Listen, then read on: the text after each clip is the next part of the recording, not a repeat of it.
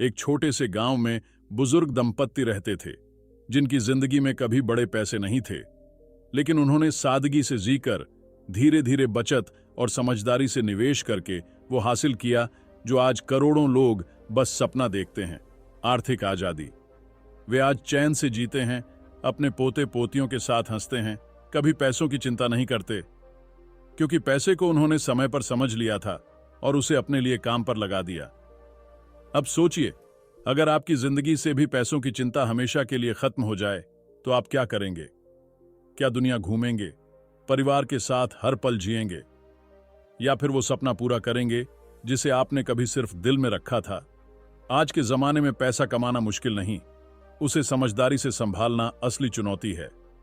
और यही चुनौती आसान बनाती है the simple path to wealth किताब। लेखक जेएल कॉलिंस बड़े ही सरल शब्दों में बताते हैं कि पैसा हमारे पीछे नहीं, हमारे लिए काम करे, यही असली खेल है। न कोई भारी भरकम फॉर्मूला, न शेयर बाजार की जटिल बातें, बस 3 सिद्धांत: कम खर्च, समझदारी से निवेश और धैर्य। यही 3 बातें आपको उस मुकाम तक ले जाती हैं जहां पैसा एक बोझ नहीं, आजादी बन जाता है। अगर आप भी उन लोगों में हैं जो पैसों से डरते नहीं, बल्कि उसे समझकर अपने जीवन को बेहतर बनाना चाहते हैं, तो यह किताब आपके लिए एक गाइड नहीं, एक साथी है।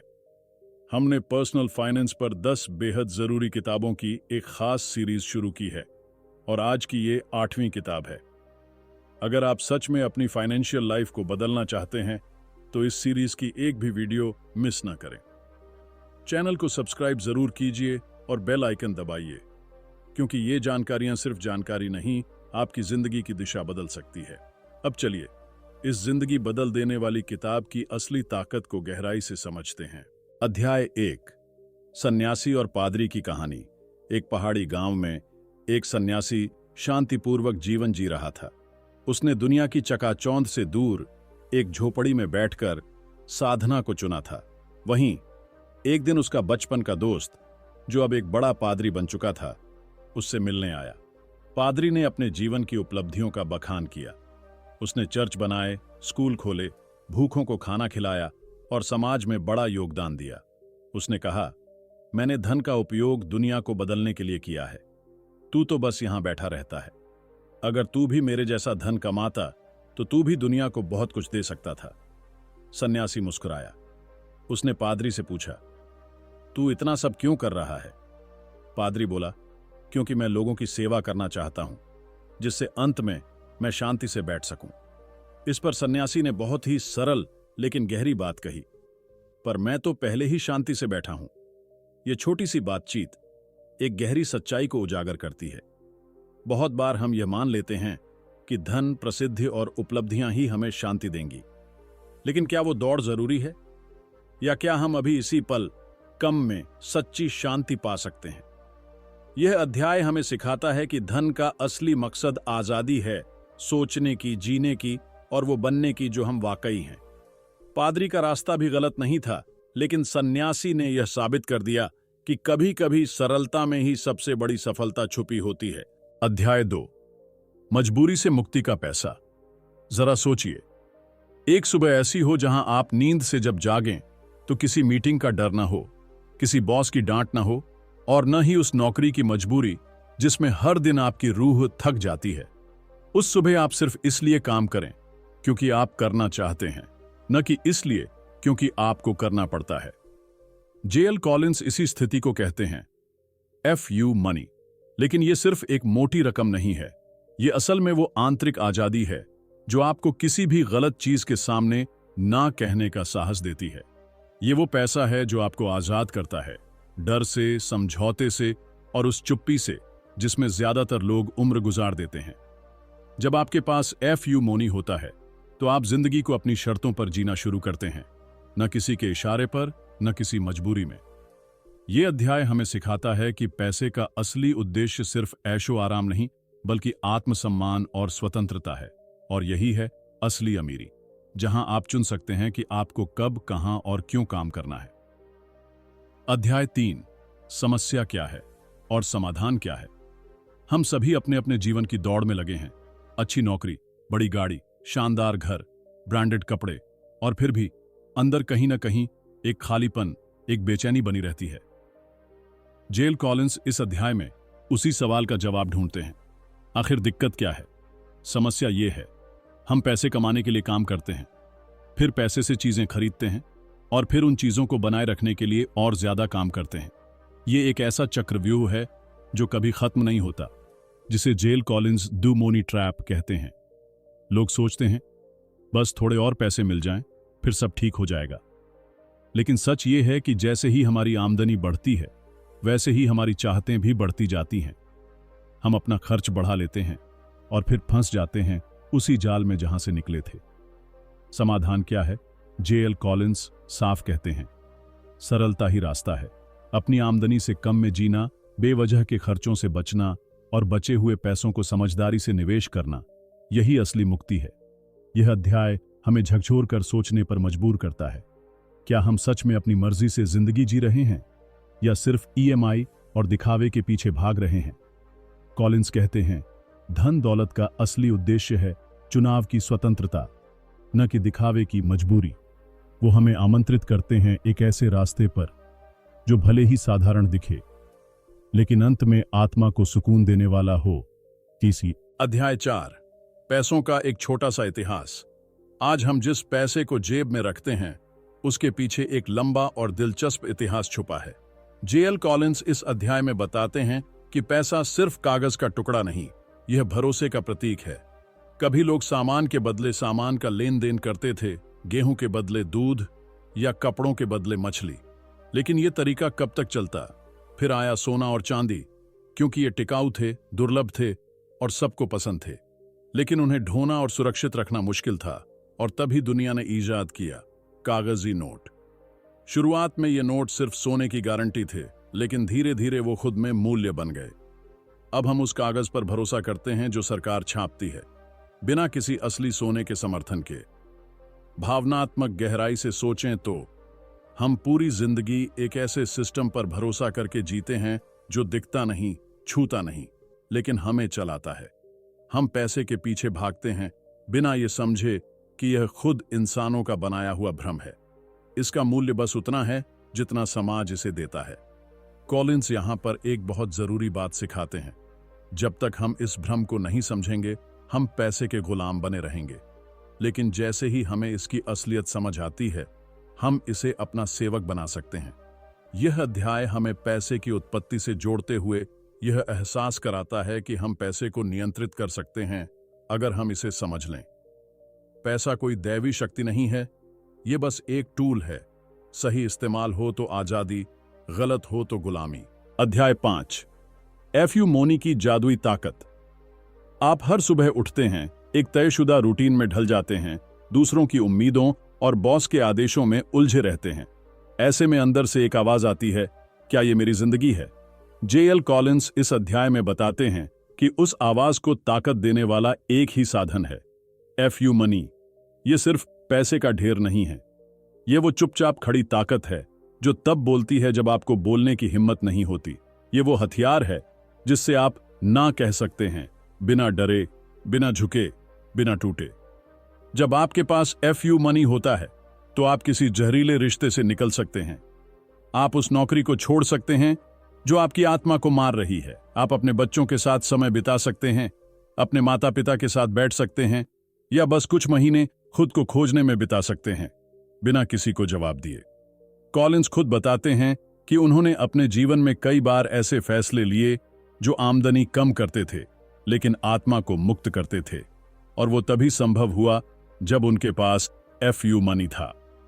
भावनात्मक गहराई से कहें तो यह अध्याय हमें याद दिलाता है कि पैसा कमाना सिर्फ एक नंबर का पीछा करना नहीं है, यह आत्मसम्मान, समय और स्वतंत्रता का द्वार खोलना है।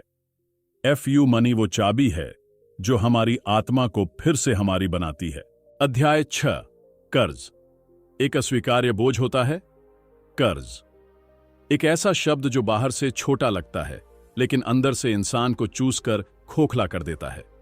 जेएल कॉलिंस इस अध्याय में बहुत ही स्पष्ट और कठोर सच्चाई रखते हैं। कर्ज गुलामी है, चाहे वह पढ़ाई का हो, क्रेडिट कार्ड का हो या घर गाड़ी का। कर्ज लेना आसान होता है। ईएमआई की मीठी भाषा में फंसा एक आम इंसान महसूस करता है कि सब कुछ अफोर्ड कर सकता है, लेकिन धीरे धीरे वो महसूस करता है कि उसने अपने आजादी के पंख गिरवी रख दिए हैं। हर महीने आने वाला बिल सिर्फ पैसा नहीं मांगता, वो आपका समय, आपकी ऊर्जा और आपकी आजादी भी निगल जाता है। कॉलिंस कहते हैं, अगर तुम कर्ज में हो तो तुम्हारा पहला और सबसे जरूरी काम है उसे खत्म करना, क्योंकि जब तक आप दूसरों के पैसे पर जी रहे हैं तब तक आपकी जिंदगी आपकी नहीं है। भावनात्मक गहराई से सोचें तो कर्ज सिर्फ बैंक से लिया पैसा नहीं होता, वो हमारी आत्मा पर रखा एक अदृश्य बोझ होता है। हर बार जब हम कुछ ऐसा खरीदते हैं जो हमारी हैसियत से बाहर है, तो हम न सिर्फ पैसे उधार लेते हैं, हम भविष्य से अपनी शांति भी उधार लेते हैं। जे.एल. कॉलिंस हमें यह नहीं कहते कि आप गरीब हो जाएंगे अगर आप कर्ज में हो। वो कहते हैं, आप तब तक असली अमीरी की ओर बढ़ ही नहीं सकते जब तक आप इस बोझ को उतार नहीं देते। अध्याय 7, पैसे के बारे में सोचने का सही तरीका। हम में से ज्यादातर लोग पैसे को एक जरूरत या लक्ष्य की तरह देखते हैं। कोई सोचता है, मुझे 1 करोड़ कमाना है। कोई कहता है, अगर मेरी सैलरी 2 गुनी हो जाए तो मेरी जिंदगी बेहतर हो जाएगी। लेकिन जे.एल. कॉलिंस कहते हैं, यह सोच ही हमें उलझा रही है। इस अध्याय में वे हमें सिखाते हैं कि पैसा कोई अंत नहीं, बल्कि एक साधन है जिससे हम वो जिंदगी बना सकें जो हमारे दिल के करीब है। पैसे के पीछे भागना तो आसान है, लेकिन उस पैसे से क्या करना है, यह जानना असली बुद्धिमानी है।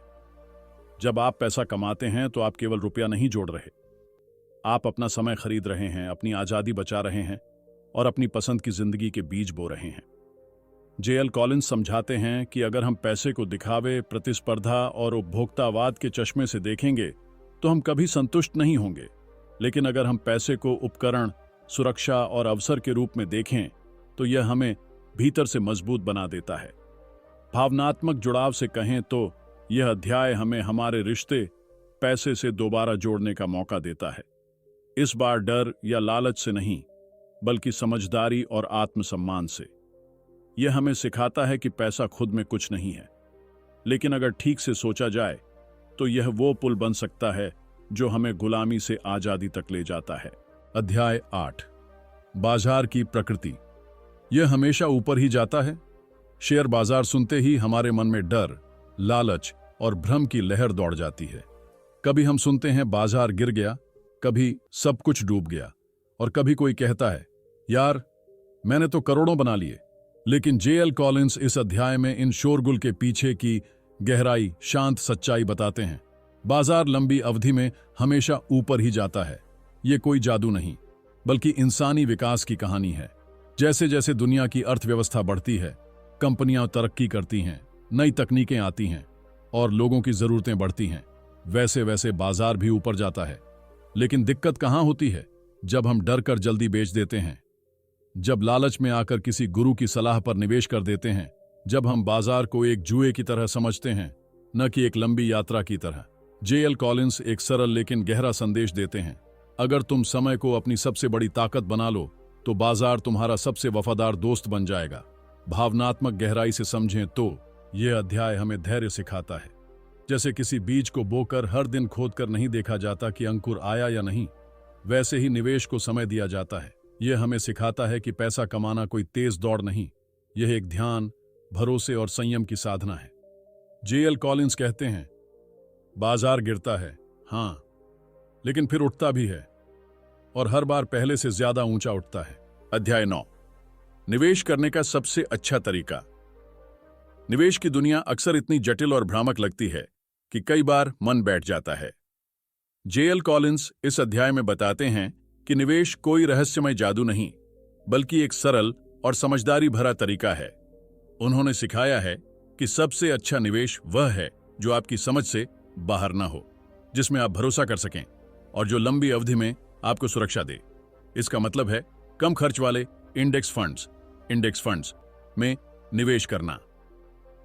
भावनात्मक गहराई से सोचें तो यह अध्याय हमें यह एहसास कराता है कि हमें अपनी जिंदगी को जटिल बनाने की जरूरत नहीं। हमारे पैसों को लेकर हमारी चिंता तभी कम होगी जब हम समझदारी से काम लें और बाजार की नदियों के साथ बहना सीखें, तेज बहाव से लड़ने की कोशिश नहीं। जे.एल. कॉलिंस कहते हैं, पैसा आपके लिए काम करे, न कि आप पैसों के पीछे भागो। यह हमें एक तरह की शांति और आत्मविश्वास देता है जो निवेश की दुनिया में सबसे जरूरी है। कम जोखिम, कम घुमाव और एक सटीक योजना के साथ हम वित्तीय आजादी की ओर बढ़ सकते हैं। अध्याय 10, निवेश के साधन और रणनीति। निवेश की दुनिया में कदम रखते ही हम कई तरह के विकल्पों से घिरे होते हैं। Share, bond, mutual fund, index fund, real estate और भी बहुत कुछ। यह विकल्प कभी कभी इतना भ्रमित कर देते हैं कि सही चुनाव करना मुश्किल हो जाता है। जेएल कॉलिंस इस अध्याय में समझाते हैं कि असली सफलता सरलता में छुपी है। वो बताते हैं कि हमें अपने निवेश को जटिल नहीं बनाना चाहिए। सही रणनीति वही है जो हमें लगातार धैर्य से और समझदारी से हमारे वित्तीय लक्ष्य तक पहुंचाए। भावनात्मक गहराई से देखें तो निवेश एक यात्रा है, कोई रेस नहीं। हर कदम सोच समझ कर लेना चाहिए, बिना जल्दबाजी के। जैसे एक कलाकार अपनी कूची से धीरे धीरे खूबसूरत चित्र बनाता है, वैसे ही हमें अपने पैसे को भी प्यार और समझदारी से बढ़ाना चाहिए। कॉलिंस कहते हैं, कम खर्च वाले विविधीकृत इंडेक्स फंड्स में निवेश करना सबसे अच्छा तरीका है, क्योंकि यह आपके निवेश को जोखिम से बचाता है और लंबे समय में बेहतर रिटर्न देता है।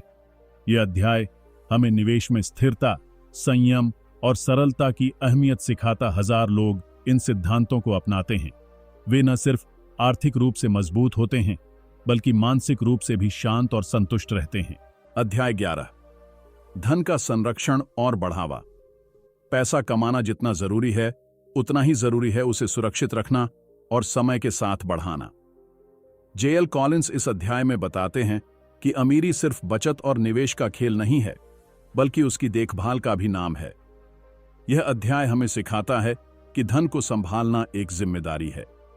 यहां भूलना नहीं चाहिए कि बाजार उतार चढ़ाव से भरा है, इसलिए धैर्य और संयम जरूरी है।